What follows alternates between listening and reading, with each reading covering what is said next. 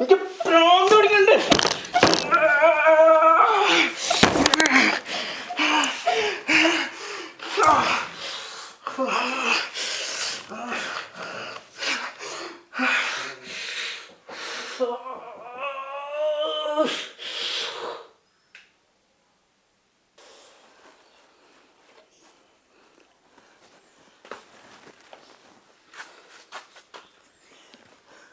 എന്നാലും നമ്മുടെ നന്ദനക്ക് ഇങ്ങനെ സംഭവിക്കാന്ന് വെച്ചാൽ ഈ പിള്ളേരുടെ കാര്യം.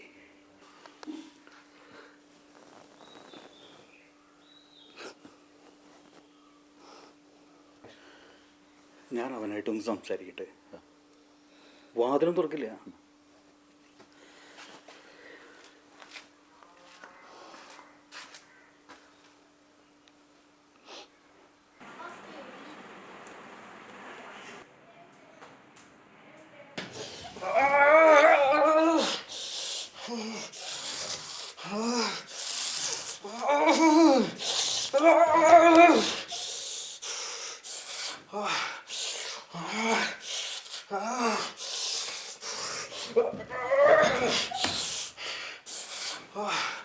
മോനെ നന്ദ, ആശാനടാ.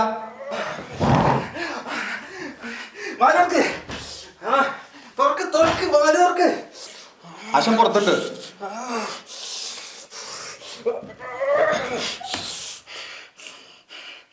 എടാ നീ രണ്ട് ദിവസം എങ്ങനെയെങ്കിലും പിടിച്ചേക്ക്. അതിനുള്ള എല്ലാം ശരിയാക്കാം. 2 ദിവസം പോയിട്ട് 2 മിനിറ്റ് വേണമെങ്കിൽ ഇരിക്കാൻ പറ്റില്ല. ഇപ്പൊ തുറക്കണം.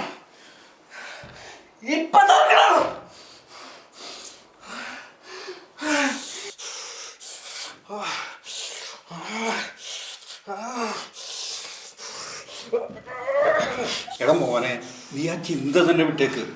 നീ അത് ഉപയോഗിച്ചുകൊണ്ട് ഇങ്ങനെയൊക്കെ ആയത്. നിന്റെ അച്ഛൻ എന്തുമാത്രം വിഷമിക്കണ്ടെന്ന് നിനക്കറിയാമോ? നമുക്കത് വേണ്ട. ആശാനെ, എന്റെ ഫോൺ അവിടെ അതൊന്നും താശാനെ എങ്ങനെയെങ്കിലും ഒന്ന് എനിക്ക് എടുത്താ. അല്ലെങ്കിൽ ആശാൻ ഒരു കാര്യം ചെയ്യ്. അതിൽ അരുൺ എന്ന് പറഞ്ഞൊരു നമ്പർ സേവ് ചെയ്തിട്ടുണ്ട്. അരുൺ ഹൈദരാബാദ്. അവനെ വിളിച്ചാൽ മതി. അവനത് കൊണ്ടുതരും. ആശാനെ, 2 പ്രാവശ്യം എനിക്കത് തന്നതാ. അവനോട് കൊണ്ടുതരാൻ പറ പ്ലീസ്.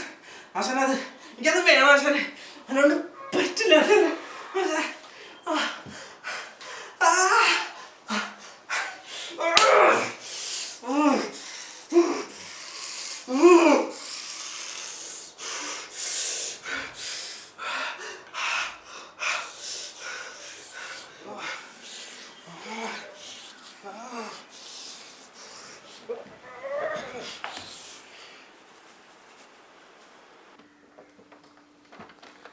സതീശേട്ടാ,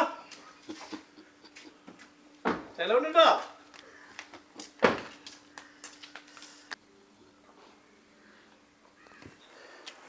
ചേട്ടാ, നമ്മുടെ നന്ദൻ ചെയ്ത ഡോക്യുമെന്ററി ഇല്ലേ, അട്ടപ്പാടിയിൽ ആരും അറിയാത്ത ജീവിതങ്ങൾ, അതിന് അവാർഡുണ്ട്. ചേട്ടൻ അതിന് മൂടൗട്ട് അടിക്കണേ.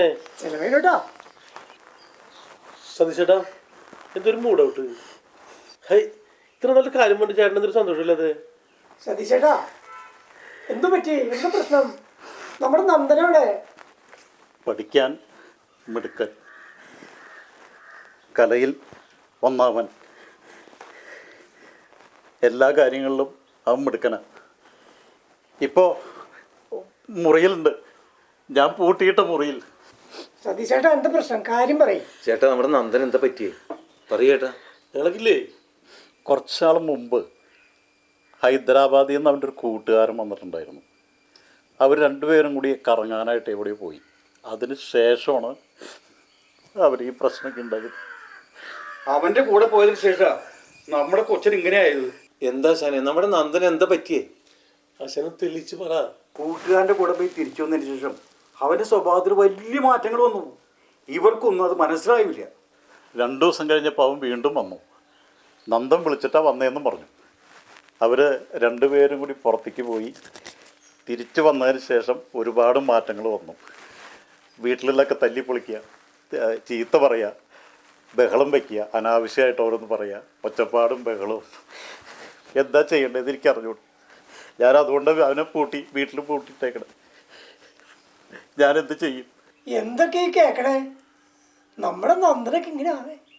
ഞങ്ങൾ അന്വേഷിച്ചപ്പോൾ കില്ലർ ഡ്രഗ്സിൽ പെട്ട എന്തോ അവൻ ഉപയോഗിച്ചിട്ടുണ്ടെന്നാണ് മനസ്സിലായത്. കില്ലർ ഡ്രഗ്സാ? അതെന്താ സാറേ അത്? ആ ഈ MDMA അല്ലേ, അതേപോലത്തെ ഡ്രഗ്. ഇത്തരം ഡ്രഗ്സേ ഒരു പ്രാവശ്യം ഉപയോഗിച്ചാൽ പിന്നെ നമ്മുടെ ശരീരം അത് ആഗ്രഹിച്ചുകൊണ്ടിരിക്കും. പിന്നെ അവൻ അതിന് അഡിക്റ്റ് ആവും. ആ ഇങ്ങനെയൊക്കെ ഒരു സാധനം ഉണ്ടല്ലേ?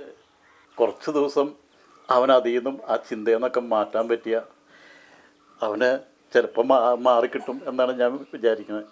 അതുകൊണ്ടാണ് ഞാൻ അവനെ പൂട്ടിയിട്ടേക്കണത്. ചിലപ്പോൾ മാറുമായിരിക്കും.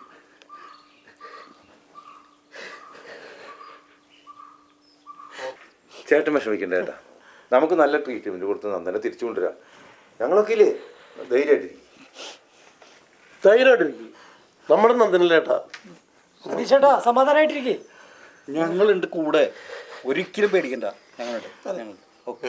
ആ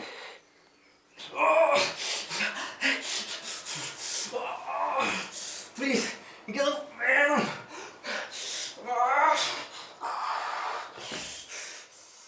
കില്ലർ ഡ്രഗ്സ് ഒരിക്കൽ ഉപയോഗിച്ചാൽ അതിന് അഡിക്റ്റാക്കുന്ന മാരകവിഷം. ജസ്റ്റ് ഒന്ന് ഉപയോഗിച്ച് നോക്ക്. ഇഷ്ടമല്ലെങ്കിൽ ഇനി ഉപയോഗിക്കേണ്ട എന്ന കൂട്ടുകാരുടെ വാക്കിൽ വീണു പോകുന്ന ഒരുപാട് പേരുണ്ട്. അവിടെ എനിക്ക് വേണ്ട എന്ന് പറയാൻ നമുക്ക് കഴിയണം. ഇല്ലെങ്കിൽ ഇല്ലാതാവുന്നത് നമ്മൾ മാത്രമല്ല, നമ്മുടെ കുടുംബവുമാണ്.